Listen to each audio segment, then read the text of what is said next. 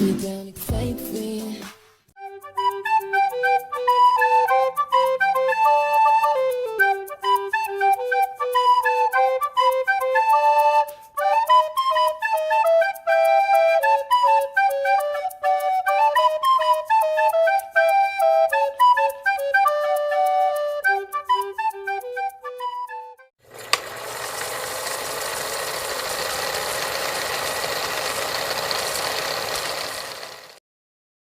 Huh? Huh? Huh?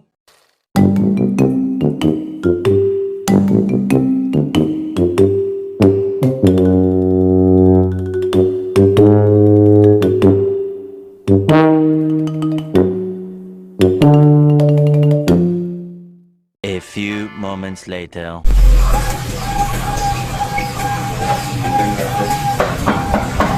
Permisi.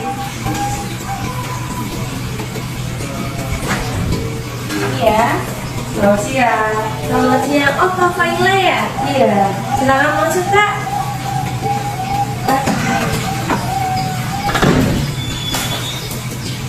Oh, ini Kak Faila yang bikin janji kemarin kemarin ya? Iya, betul, Kak. Oke, silakan duduk, Kak. Kasih, Kak. Silakan duduk, Kak. Terima kasih, Kak.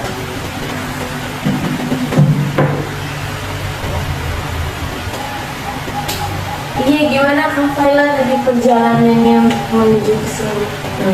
Agak macet sih. Agak macet. Kak Faila kesini naik apa?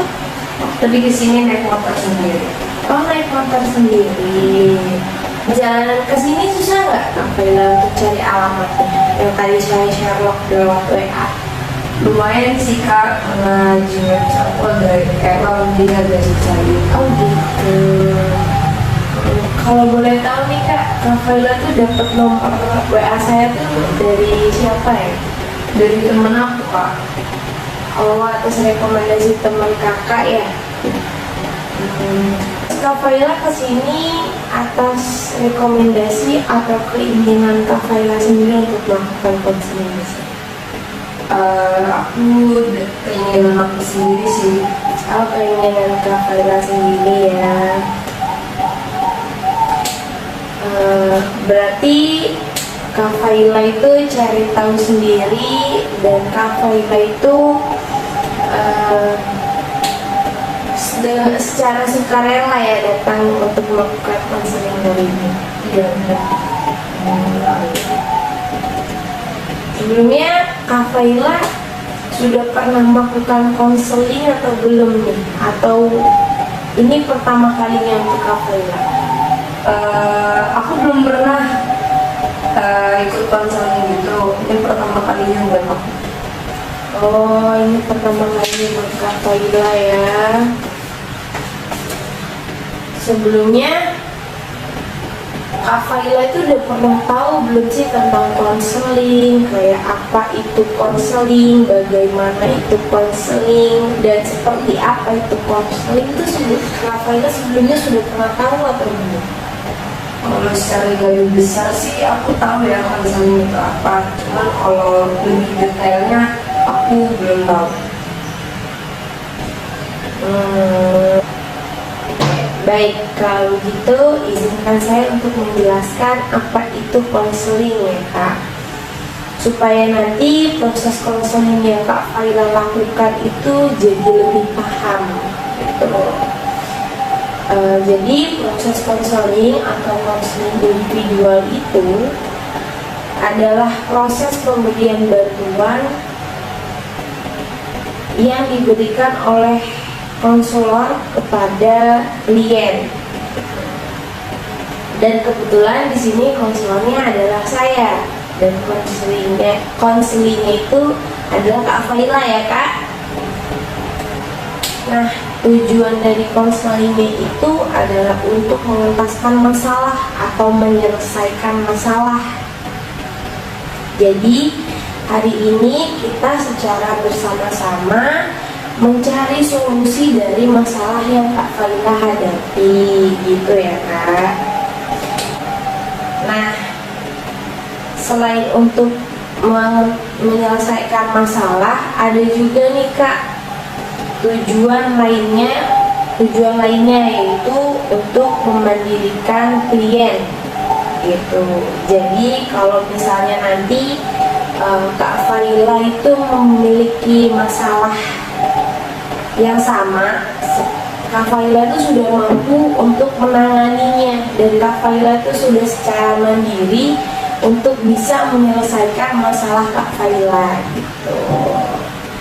Jadi sampai sini Kak Faila paham ya? Ya, apa itu konseling dan bagaimana konseling itu.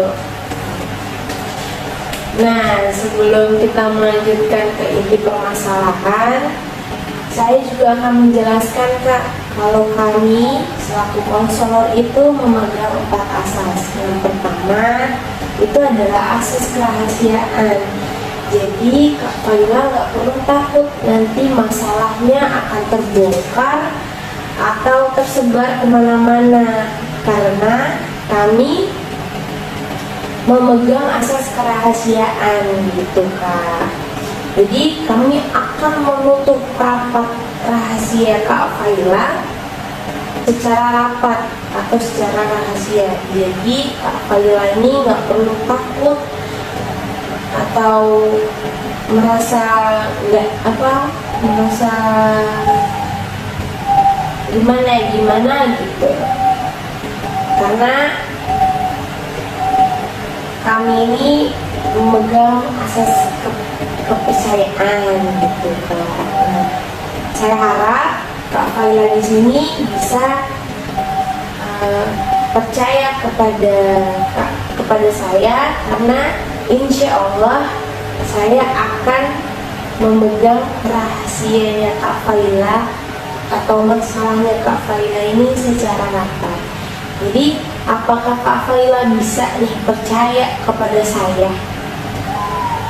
Bisa percaya. Oke, baik. Terus sekarang yang kedua itu adalah asas kesukarelaan.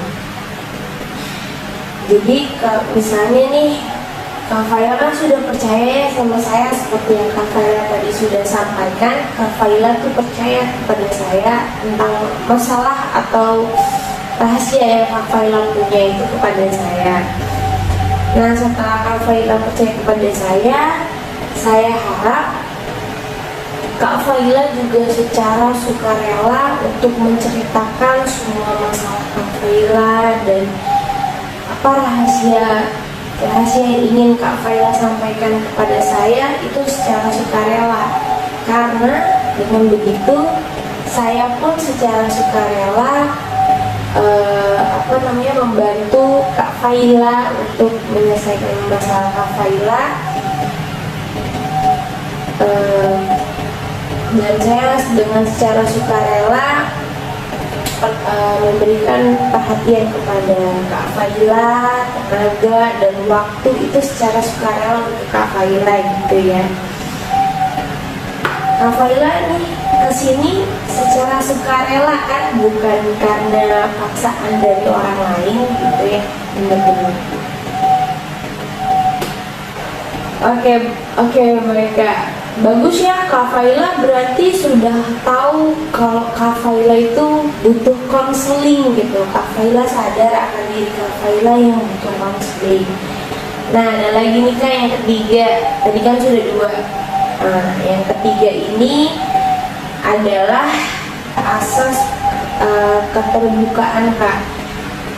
Karena tadi Kak Faila sudah percaya kepada saya, terus Kak Faila juga sudah secara sukarela untuk mau menceritakan masalahnya. Asas yang ketiga ini adalah asas keterbukaan. Jadi saya harap Kak Faila itu terbuka secara penuh kepada saya tentang masalah yang Kak Faila hadapi, seperti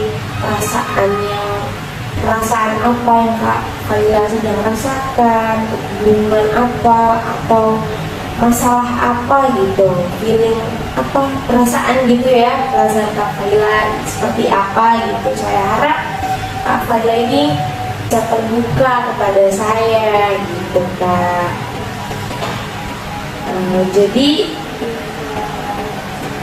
kalau Kak Faila itu terbuka sama saya, insya Allah juga ya saya itu bisa membantu dengan kemampuan saya gitu ya, leluasa untuk menyelesaikan masalahnya Kak Faila gitu Kak. Nah, ada lagi nih Kak yang terakhir, yaitu asas keputusan terakhir ada di tangan klien. Jadi nanti hasil akhirnya itu apakah Kak Faila mau menerima atau tidak menerima dan menjalankan atau tidak menjalankan, itu terserah sama Kak Faila. Putusannya ada di Kak Faila ya, karena kami tidak memaksakan apapun dan tidak memberikan tekanan apapun kepada Kak Faila gitu ya Kak ya. Nah, sampai di sini ada yang mau ditanyakan nggak? Enggak Kak, jawabnya paham. Jadi ini Kak Faila paham ya apa yang saya jelaskan ke Kak Faila ya. Oke. Berarti Kak Faila ini kan sudah percaya kepada saya bahwa saya bisa menjaga rahasia Kak Faila. Juga Kak Faila sudah bersikap sukarela untuk melakukan konseling kali ini, dan Kak Faila juga setuju untuk melakukan keterbukaan juga ya Kak ya. Kalau gitu kira-kira hari ini Kak Faila mau cerita tentang apa? Jadi aku tuh punya hubungan dan komunikasi yang kurang baik sama ibu aku. Maksud dari hubungan yang kurang baik itu kayak gimana ya Kak? Kayak dia tuh suka marah-marah mulu.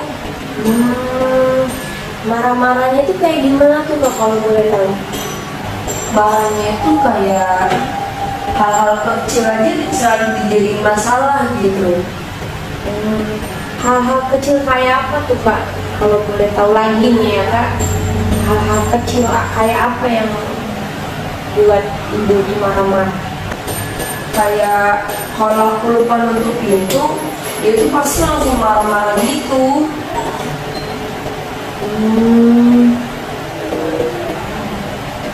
Jadi ibunya Kak Faila itu suka marah-marah dengan hal kecil seperti Kak Faila lupa untuk menutup pintu ya Kak, gitu ya?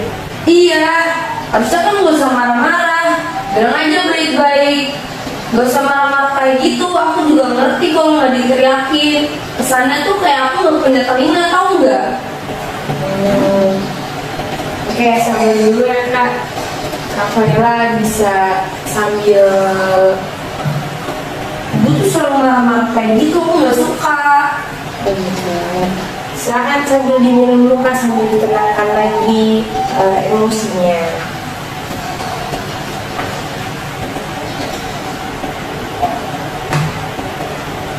Oke, Kak Faila tenangkan dulu dirinya ya.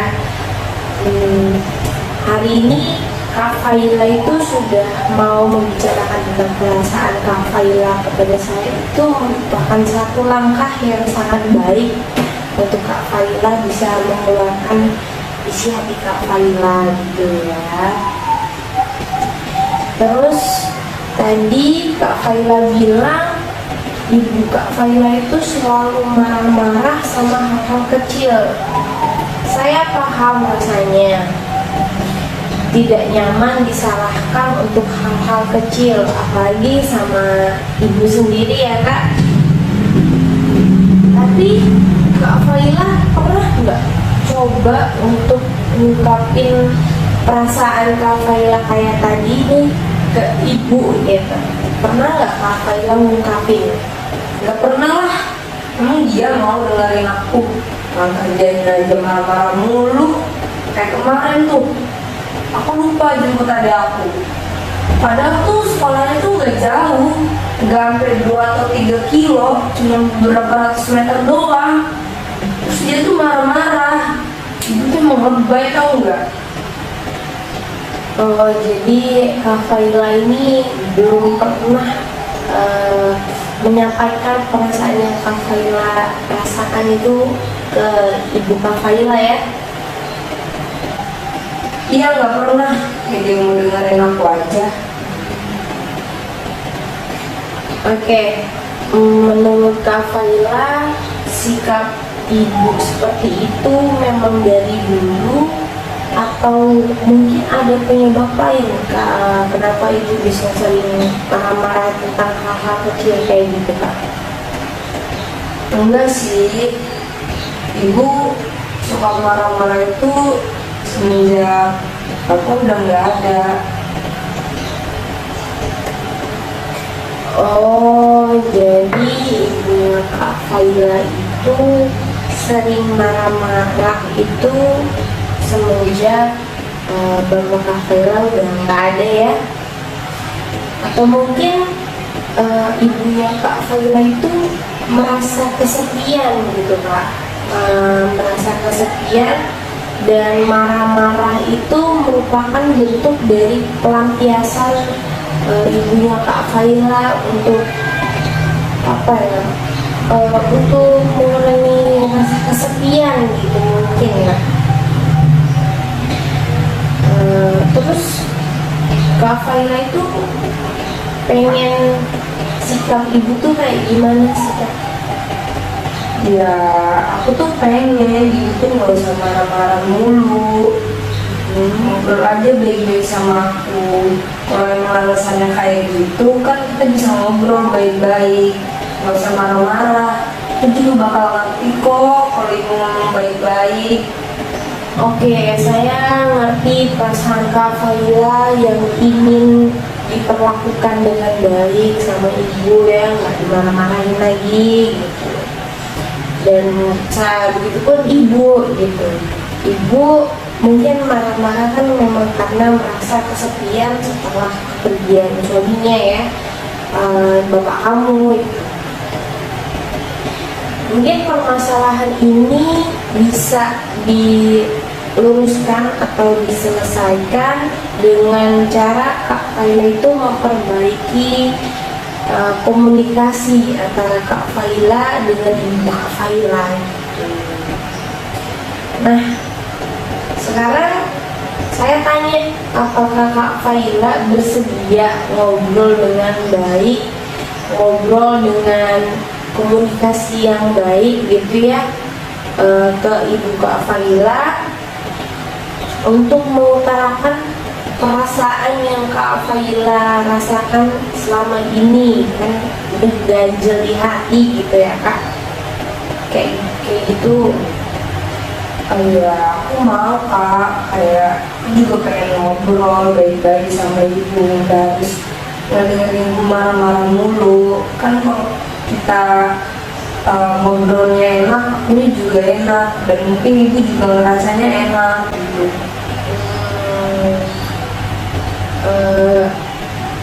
Gimana kalau kita belajar praktek komunikasi yang baik gitu Kak, dimana kan di sini Kak Faila belum mampu ya untuk melakukan komunikasi yang baik kepada ibu Kak Faila gitu ya. Dan Kak Faila juga mungkin masih tidak bisa mengontrol emosinya Kak Faila sendiri gitu kan. Gimana kalau kita belajar untuk praktek komunikasi gitu, Kak? Iya, kayaknya aku mau deh Kak, karena kayaknya aku juga salah sih, gak bisa mengungkapkan perasaan aku ke ibu. Oke, saya sangat senang karena Kak Faila semangat dan berkomitmen. Jadi kita akan mulai latihan komunikasi dengan baik di sesi berikutnya. Jadi kan tadi kita sudah bicarakan bagaimana kamu diperlakukan kurang baik, kesal karena ibu yang selalu marah-marah tentang hal-hal kecil gitu ya kak. Dan komunikasi kamu sama ibu yang buruk ya, yang kurang baik gitu. Kak Faila juga berharap ibu mau merubah sikapnya dan mau berkomunikasi dengan baik sama Kak Faila gitu ya, maksudnya kayak komunikasinya jadi lebih baik gitu sama Kak Faila. Jadi kita akan mulai melatih cara-cara komunikasi yang baik mungkin di minggu depan ya kak. Di minggu depan nanti kita bikin jadwal lagi di waktu, di jam dan hari yang sama mungkin ya. Pekan depan kita akan ketemu lagi untuk melakukan komunikasi yang baik gitu ya kak. Oke kak, makasih banyak ya kak untuk dengerin cerita aku hari ini. Jadi agak lebih tenang, agak lebih lega gitu. Oke, berarti minggu depan kita ketemu lagi ya kak untuk sesi konseling cara komunikasi yang baik dan cara mengontrol emosi yang baik gitu ya.